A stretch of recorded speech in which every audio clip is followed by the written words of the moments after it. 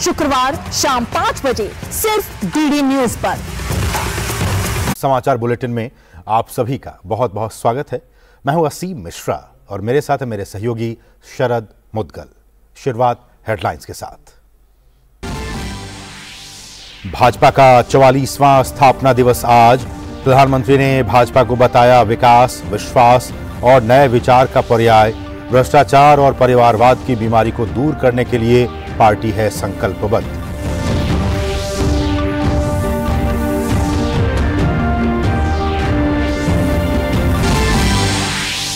प्रधानमंत्री ने कहा भाजपा के नेतृत्व में देश समुद्र जैसी विशाल चुनौतियों को पार करने और उनका मुकाबला करने में पहले से ज्यादा सक्षम। 2024 में पार्टी के सत्ता में आने का जताया पूर्ण विश्वास। कार्यकर्ताओं से लोगों का दिल जीतने का किया आह्वान।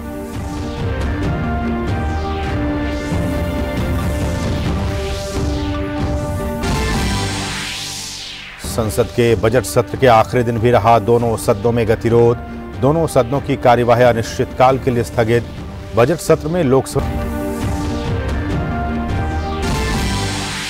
केरल में कांग्रेस को लगा बड़ा झटका। प्रदेश के पूर्व मुख्यमंत्री और कांग्रेस के वरिष्ठ नेता ए.के. एंटनी के बेटे अनिल के. एंटनी हुए बीजेपी में शामिल। केंद्रीय मंत्री पीयूष गोयल और वी मुरलीधरन की मौजूदगी में थामा भाजपा का दामन।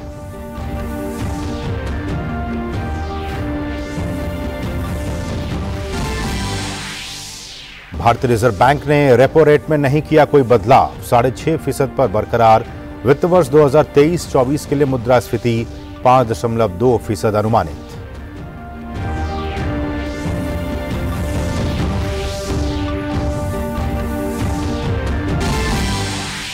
मनी लॉन्ड्रिंग मामले में दिल्ली हाईकोर्ट ने सत्येंद्र जैन की जमानत अर्जी खारिज की। सह आरोपी वैभव और अंकुश जैन की भी खारिज हुई जमानत अर्जी।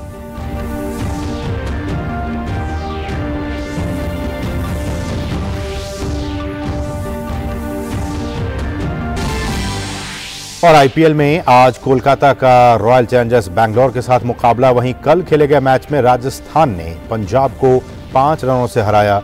शिखर धवन ने खेली 86 रन की नाबाद पारी।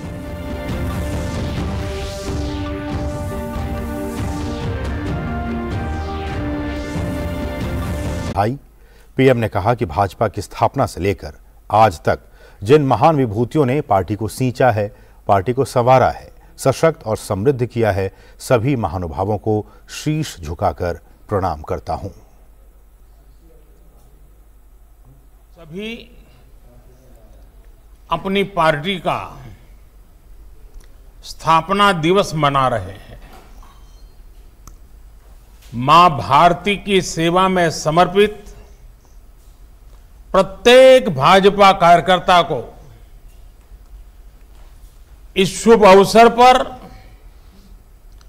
बहुत बहुत बधाई देता हूं। भाजपा की स्थापना से लेकर आज तक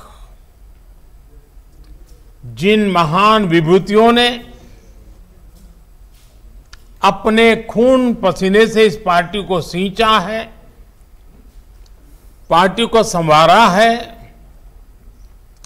पार्टी को समृद्ध किया, छोटे से छोटे कार्यकर्ता से लेकर के वरिष्ठ पद पर से पार्टी की और देश की सेवा करने वाले सभी महानुभावों का मैं आज शीश झुका करके प्रणाम करता हूं। प्रधानमंत्री ने कहा कि जब लक्ष्मण जी पर संकट आया तो हनुमान जी संजीवनी बूटी के लिए पूरा पर्वत ही उठाकर ले आए।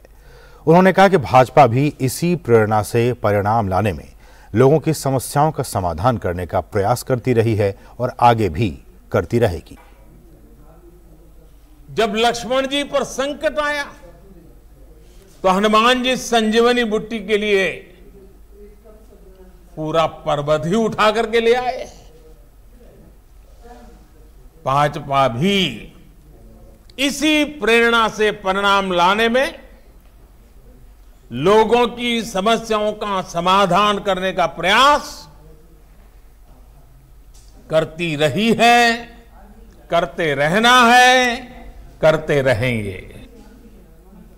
प्रधानमंत्री ने कहा कि जब भाजपा के 50 साल पूरे होंगे उस समय हमारे लक्ष्य क्या होंगे ये हमें अभी से तय करने होंगे। पीएम ने कहा कि हमें नए इनोवेशंस को अपनाना होगा। 6-7 वर्ष बाद भारतीय जनता पार्टी के 50 वर्ष पूरे होंगे। जब भाजपा के 50 वर्ष पूरे हो उस समय पार्टी का व्याप कितना होगा, स्वरूप कैसा होगा, हमारे लक्ष्य क्या होंगे, ये हमें अभी से तय करना होगा। हमें नए आइडियाज को, नए इनोवेशंस को अपनाना होगा। प्रधानमंत्री ने कहा कि भ्रष्टाचार और परिवारवाद की बीमारी को दूर करने के लिए पार्टी संकल्पबद्ध है। कांग्रेस और उनके जैसी पार्टियों का कल्चर, उन पार्टियों की पहचान क्या है? ये उन्हीं के कल्चर में से पैदा हुई है। उन पार्टियों की पहचान है, पार्टी का नाम लेते ही एक ही बात दिखती है, सारी पार्टियों का तरफ देख लीजिए, परिवारवाद, वंशवाद, जातिवाद और क्षेत्रवाद का बंधक है ये सारे लोग। जबकि भाजपा का पॉलिटिकल कल्चर प्रत्येक देशवासी को साथ लेकर चलने का है। कांग्रेस और उसके जैसी पार्टियों का कल्चर छोटा छोटा सोचना, छोटे सपने देखना और उससे भी कम हासिल करके खुशियां मनाना बस, और खुशी एक दूसरे की पीठ थपथपाना। भाजपा का पॉलिटिकल कल्चर है बड़े सपने देखने और उससे भी ज्यादा हासिल करने के लिए जी जान से खप जाना। भाजपा के स्थापना दिवस के मौके पर बीजेपी संसदीय दल के सदस्यों ने संसद भवन परिसर के लाइब्रेरी भवन में पीएम मोदी के वर्चुअल संबोधन को सुना।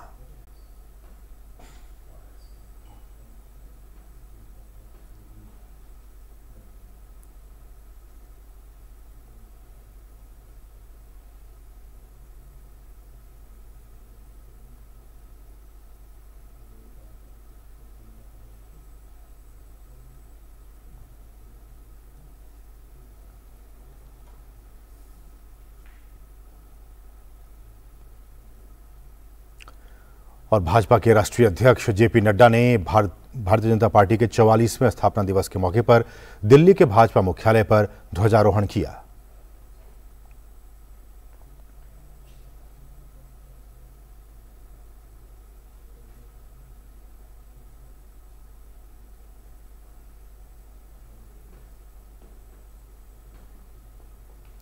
और भाजपा और भी आगे ले जाएंगी। हमें यहां पर यह संकल्प लेना होगा कि प्रधानमंत्री मोदी जी के नेतृत्व में हम एक पल भी बैठने, पार्टी ने कच्छ से लेकर के पूर्वोत्तर तक पार्टी ने सरकारें भी बनाई और अपने ताकत को लोगों ने सराहा भी और आशीर्वाद भी, भरपूर आशीर्वाद दिया। उसी प्रकार से जम्मू से केरल तक भारतीय जनता पार्टी ने अपनी छाप और हमारे करोड़ों कार्यकर्ताओं ने बूथ पर काम करके पार्टी को स्थापित करने में अपना योगदान किया है। जेपी नड्डा ने आगे ये भी कहा कि उत्तर पूर्व में हमें सफलता हासिल हुई है, यूपी में दोबारा जीत हमने हासिल की है। के नेतृत्व में गए साल, गए समय में हमने उत्तर प्रदेश में सरकार दोबारा बनाई, हमने उत्तराखंड में सरकार दोबारा बनाई, हमने गोवा में तीसरी बार सरकार वहां बनाई, और अभी अभी जो चुनाव हुए उसमें त्रिपुरा में, मेघालय में और हमारे नागालैंड में हमने फिर से दोबारा सरकार नॉर्थ ईस्ट में बनाई है। उन्होंने ये भी कहा कि हमारे नेता और कार्यकर्ता पूरी कर्मठता के साथ काम कर रहे हैं और इन सब की वजह से पार्टी आज यहां तक पहुंच पाई है। हमने देखा कि कितनी लंबी यात्रा, वैचारिक यात्रा भारतीय जनसंघ से भारतीय जनता पार्टी ने की है। और आज के दिन हमारे वरिष्ठ नेता, जिन्होंने अपने खून पसीने से पार्टी को सींचा, उनको याद करना यह हमारी जिम्मेवारी बनती है। हमारे नेताओं ने पार्टी को यहां तक पहुंचाया है। यह हमारे लिए गौरव का विषय भी है, खुशी का विषय भी है। और बीजेपी आज अपना 44वां स्थापना दिवस मना रही है। इस मौके पर राष्ट्रीय राजधानी दिल्ली के बंगाली मार्केट में बीजेपी के राष्ट्रीय अध्यक्ष जेपी नड्डा ने वॉल राइटिंग कार्यक्रम की शुरुआत की। इस मौके पर नड्डा ने कहा कि मेरे वॉल राइटिंग की शुरुआत करने के बाद सभी प्रदेशों के प्रदेश अध्यक्ष, उसके बाद जिला अध्यक्ष, फिर मंडल अध्यक्ष इसकी शुरुआत करेंगे। देश भर में वॉल राइटिंग कार्यक्रम लोकसभा प्रवास योजना के तहत प्रारंभ हुआ है।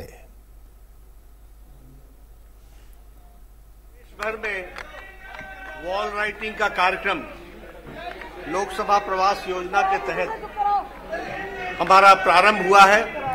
आज हमारा स्थापना दिवस है और स्थापना दिवस के दिन तय हुआ कि सबसे पहले मैं वॉल राइटिंग की शुरुआत करूंगा, श्री गणेश करूंगा, और अब से कुछ समय बाद सभी प्रदेश अध्यक्ष अपने अपने स्थानों पर करेंगे और उनसे कुछ समय बाद सभी जिला के अध्यक्ष वॉल राइटिंग करेंगे और उससे कुछ समय बाद हमारे मंडल के सभी अध्यक्ष वॉल राइटिंग करेंगे।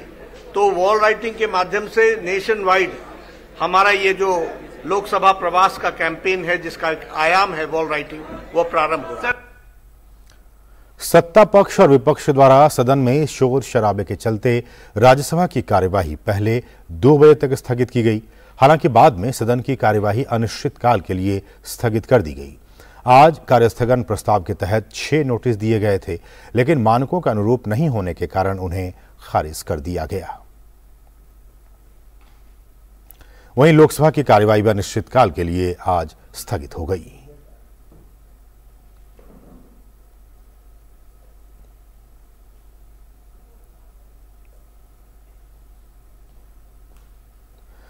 सत्रहवीं लोकसभा का 11वां सत्र अनिश्चितकाल के लिए स्थगित हो गया है। राष्ट्रपति के अभिभाषण के साथ 31 जनवरी से बजट सत्र प्रारंभ हुआ था।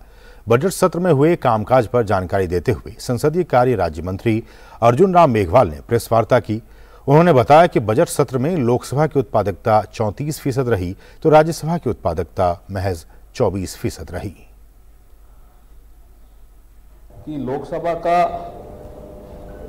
प्रोडक्टिविटी 34% है और राज्यसभा की 24.4% है। बाकी ये बजट सेशन था, इसलिए फाइनेंशियल बिजनेस इसमें ज़्यादा हुआ। 31 जनवरी को ऑनरेबल प्रेसिडेंट ऑफ इंडिया ने जॉइंट सेशन को हमारे सेंट्रल हॉल में संबोधित किया। 1 फरवरी को बजट पेश हुआ। उन्होंने ये भी कहा कि इस सत्र में 8 विधेयक पेश किए गए तो वहीं 6 विधेयकों को पारित भी कराया गया। 8 बिल इसमें इंट्रोड्यूस हुए, 6 बिल पास हुए लोकसभा से, 6 बिल राज्यसभा से। टोटल अगर अब दोनों हाउसेज से बात करें तो हमारे 6 बिल पास हो गए। और एक और बिल था जो हमने पास किया, वो था competition amendment bill 2023, the competition amendment bill 2023। और एक बिल था जो हमें जॉइंट कमेटी को भेजा, वो था the forest conservation amendment bill 2023। उन्होंने ये भी कहा कि राहुल गांधी कहते हैं कि उन्हें बोलने नहीं दिया जा रहा है, लेकिन मौका मिलने पर राहुल हमेशा विषय से इतर बात करते हैं।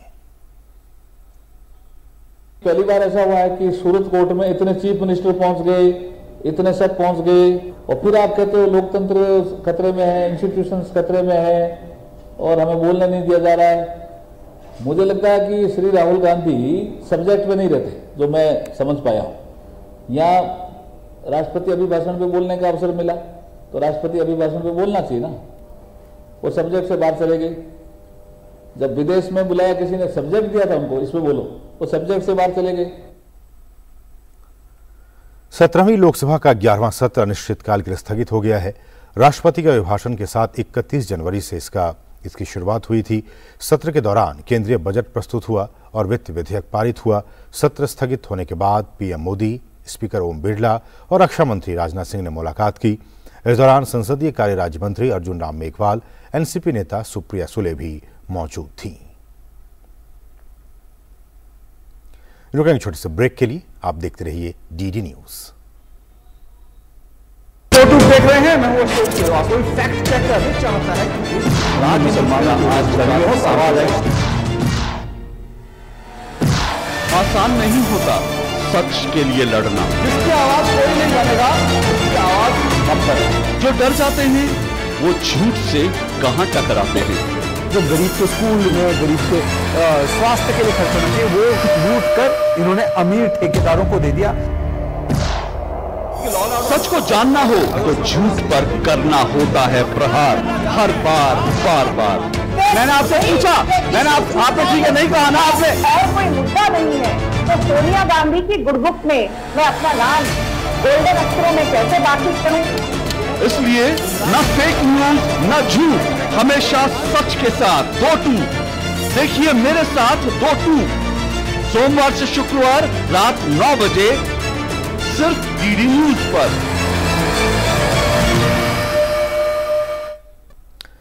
केंद्रीय वित्त मंत्री निर्मला सीतारमण ने कर्नाटक में एक प्रेस वार्ता में कांग्रेस और कांग्रेस नेता राहुल गांधी पर Why doesn't he tear off that Rajasthan agreement with Adani, saying no solar power here, go away. Your Modi, Adani, bye. They say no. So we don't want Modi, Adani, bye in Rajasthan. Cancel that order. Why is he not saying that?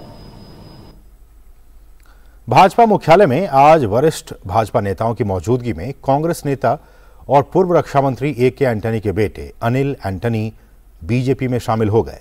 Bhajpa में शामिल होने पर खुशी जताते हुए उन्होंने कहा कि एक भारतीय युवा होने के नाते मुझे ऐसा लगता है कि ये मेरी जिम्मेदारी और कर्तव्य है कि मैं प्रधानमंत्री के राष्ट्र निर्माण और राष्ट्रीय एकता के दृष्टिकोण में अपना योगदान दूं।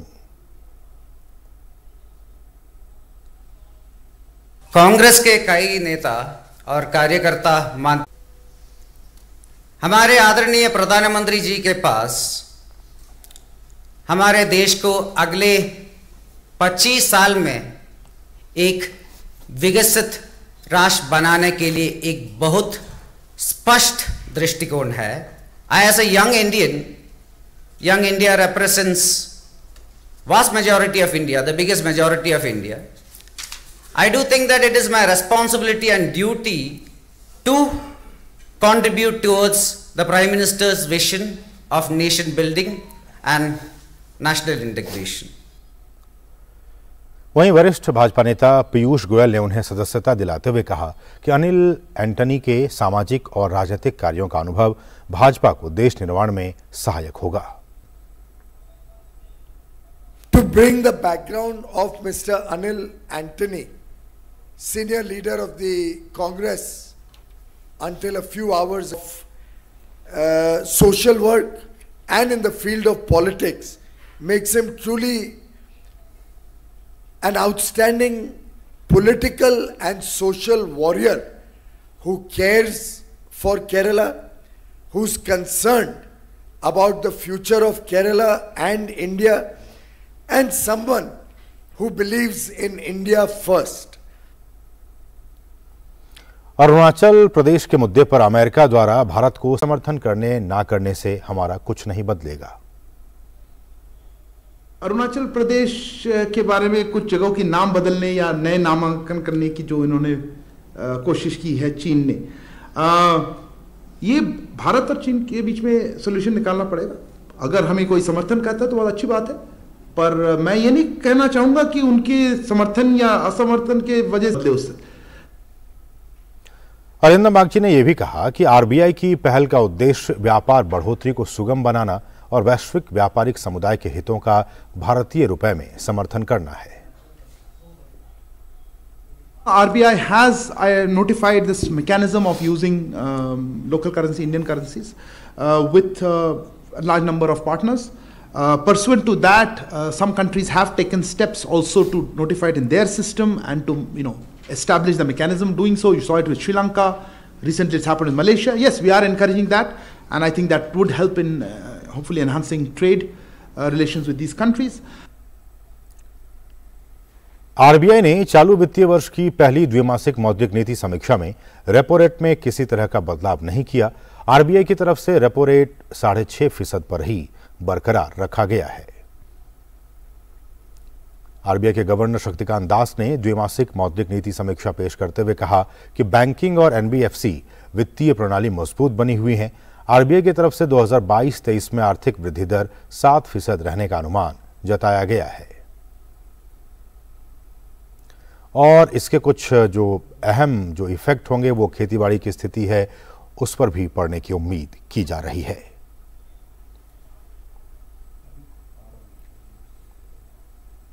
साथ ही साथ मार्च में मैन्युफैक्चरिंग पीएमआई की बात की जाए तो 56.4 के स्तर पर है, जो कि 21 माह से लगातार बढ़ाए हुए है। सर्विस सेक्टर में बढ़ोतरी जारी है। मार्च में सर्विसेज पीएमआई 57.8 के स्तर पर है।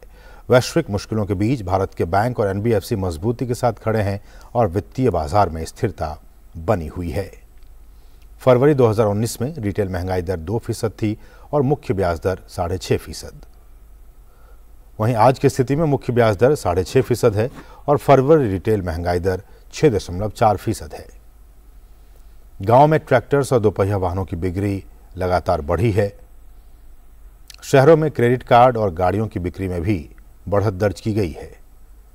नॉन फूड बैंक क्रेडिट में सालाना वृद्धि दर 15% से ज्यादा है और सरकार का बुनियादी ढांचे पर फोकस लगातार बरकरार है। डॉलर के मुकाबले रुपया 2022 में स्थिर रहा और ये यात्रा साल 2023 में भी जारी है। देश में विदेशी मुद्रा भंडार फिर से 600 अरब डॉलर के स्तर पर पहुंच गया है। 2020 से वैश्विक अर्थव्यवस्था में हलचल का माहौल है, लेकिन भारतीय वित्तीय व्यवस्था में स्थिरता बरकरार है और देश का चालू खाता घाटा कम होकर ये जीडीपी के 2.7% पर पहुंच गया है। केंद्रीय सड़क परिवहन और राजमार्ग मंत्री नितिन गडकरी ने आज निर्माणाधीन दिल्ली देहरादून एक्सप्रेसवे का निरीक्षण किया। इस मौके पर केंद्रीय मंत्री ने कहा कि दिसंबर से पहले प्रोजेक्ट को पूरा कर लिया जाएगा। इस प्रोजेक्ट से दिल्ली से देहरादून तक का सफर 2 घंटे में पूरा होगा। वहीं गणेशपुर से देहरादून तक के मार्ग को वन्य जीवों के लिए सुरक्षित किया जाएगा। बागपत एक सैटेलाइट सिटी बनेगा। 2024 तक भारत की सड़कें अमेरिका जैसी होंगी।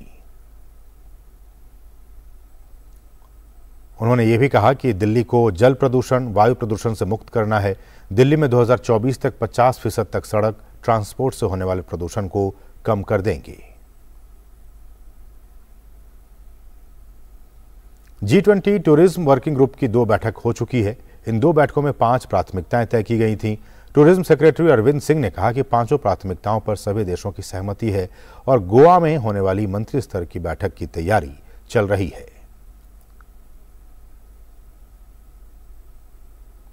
पीआईबी फैक्ट चेक में हम आपको सोशल मीडिया पर सरकार से जुड़ी खबरों की सच्चाई के विषय में बताते हैं कि कौन सी खबर सही है और कौन सी गलत। इसी कड़ी में आज हम आपको बता रहे हैं कि भारत सरकार ने नेटवर्क और सिस्टम को नुकसान पहुंचाने। तो इसके साथ ही इस विशेष समाचार बुलेटिन में बस इतना ही। हमें दीजिए अनुमति। नमस्कार।